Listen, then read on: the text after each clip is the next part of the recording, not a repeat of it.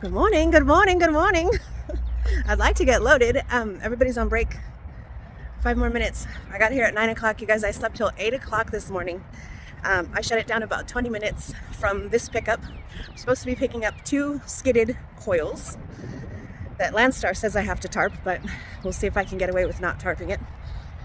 They go to Fort Worth, and it's paying $1,800, so it's paying a lot better than 2 cars, which is normally what I'll do. I did not grab coffee this morning, so I'm trying to be awake, you guys. I just went and tried to check in. Like I said, they're on break for 5 more minutes, so we're just gonna hang out and hopefully grab these coils, and we'll see how that goes. We're loaded. I mean, it's not what I wanted. Of course, I wanted them over the axles, but these guys just they couldn't do it. So now I got 17 feet at the back of my trailer, and I'm gonna go pick up a Cadillac Escalade to help disperse the weight, because now I've got a bunch of weight at the front of my trailer and nothing over the axles and at the rear. So I didn't really want to pick up another load. I just wanted to jam with this, but I found a Cadillac Escalade that's literally 18 miles away, and it drops off along the way to this, to Fort Worth, where these 2 drop off. So I guess I'm just gonna run a little bit more money, which is fine. $750. I'll do it. A little over $1 a mile. All right, I picked up the Cadillac across the street. I'm at the CVS parking lot. They just set up the blood donation thing while I was over there picking up the car. Here's the car.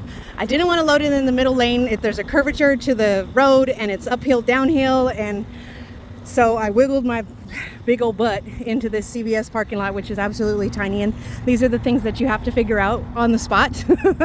And that's just how this job is. So look, there's the trash truck. He had to go around me. I mean, just it's a shit show. So because I have the weight of the coils up on the front of the trailer, right, and this is not a light vehicle, I'm gonna flip it around and go up my ramps in reverse in order to help disperse the weight. The engine compartment's going to be a lot heavier than the ass, so I'm going to flip it around and hopefully get this done within about 15 minutes or less. Usually I have my lovely Lexi spotter, but I don't have that today, and it's a wide car, so I got to fit just perfectly inside the fenders, and it's a little harder to do in reverse than it is, going forwards, but I'll get her done. The nice man at the blood donation center right here was a ex 18-wheeler driver, so he helped spot me, and it's almost all the way on. I put a little flag on it, but now I'm gonna see how I can get the heck out of here. Might be able to go that way. I'm gonna take a walk. You always walk it first. I'm thinking that's fine, and got about 2-3 inches. So long as nothing moves, nothing will move. Let's go down the road and see what happens. Really glad I'm coming home on the 20 instead of the 10. I came out on the 10 from Houston to Atlanta, basically, and the roads are so rough. So it's good.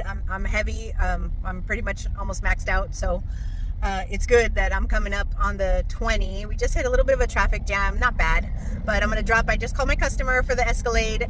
He's ready as soon as I get there, so that's good. I'm gonna drop it off about midday tomorrow, and then proceed on to Fort Worth to drop off the coils, and then head home. So really good week. $5,400 for the week for 4 days. I started Tuesday morning. Good morning. All right, I'm just waiting for my clock to reset. I have like 25 more minutes, so. Waiting, but as you can tell, I'm super awake. I'm ready to go. I'm well rested. I just have to wait for the law to tell me that I could go.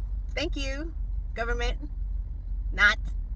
Anyway, if you guys wanted an update, okay, in case you were wondering, which you probably are, because I haven't talked about it since it happened, the check engine light, right? The check engine light and the thermostat and the temperature and all of that good stuff. Oh, I cleared the code, so the check engine light went away, right?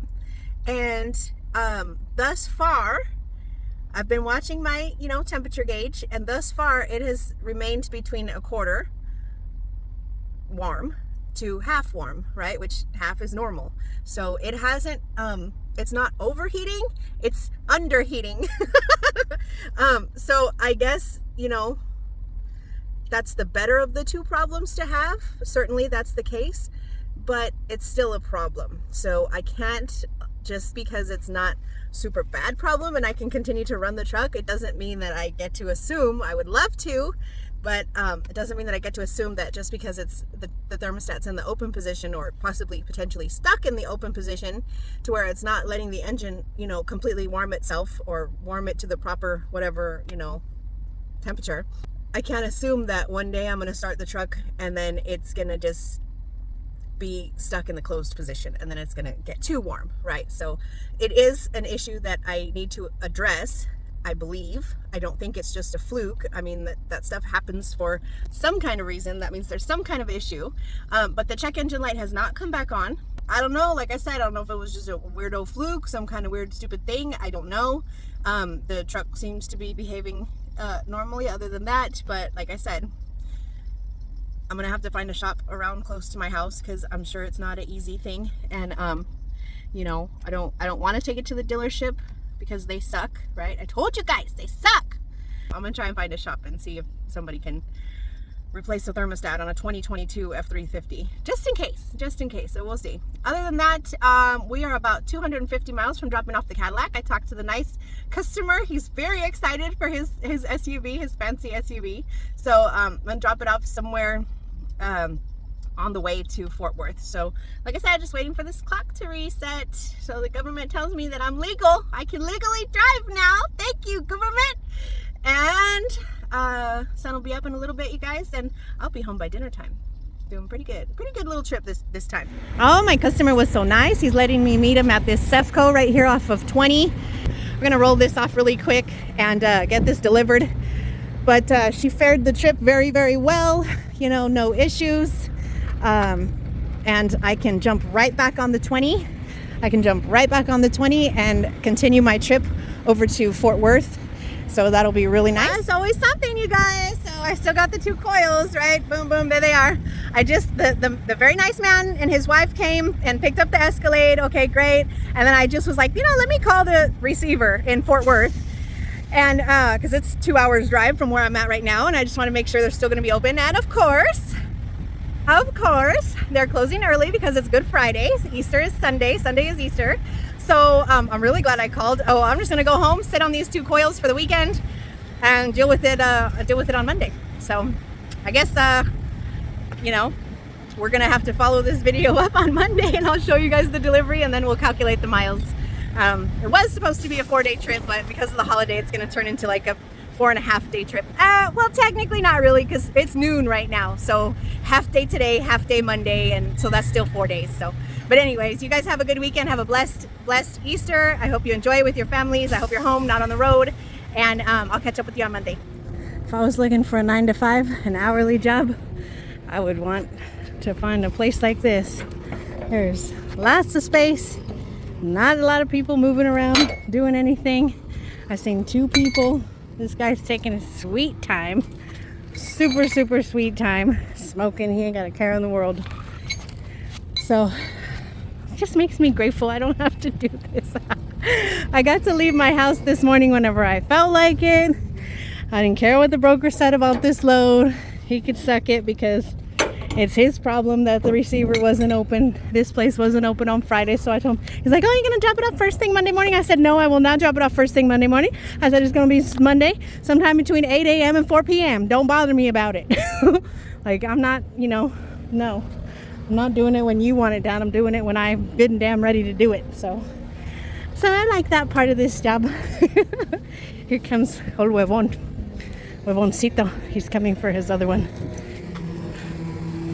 Very nice. Ta-da! Just got emptied out, you guys. We're still here, as you can see. All right, so let's get on to the trip. Okay, so there is all miles to my last delivery. I'm not obviously I'm still here at the receiver, so you're not gonna see the miles back to the house, but I am empty. I am going back to the house empty, and I did go out of route probably 50 or 60 miles, so 890 is showing what the total is, but it was less. 25 for 2550, but we'll just say 890. We'll say 850. Pretty damn good, I'd say. So Anyways, I'm gonna get home. I gotta put some fuel in this tank. I'm empty.